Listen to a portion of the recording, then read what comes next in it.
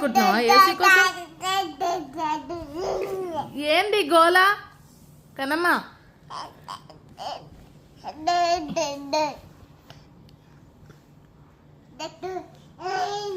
తాతతో గొడవ పెట్టుకుంటున్నావా? చల్ల చల్లేది, చల్ల చల్లేది, చల్ల చల్ల ఏసీ కావాలా నీకు? ఎప్పుడు చల్ల చల్లనంగానే చూడడం పైకి.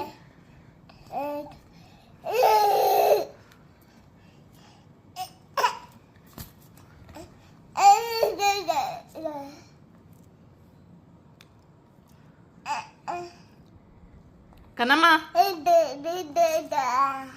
చల్ల చల్ల వేయించుకున్నావా తాతతోటి?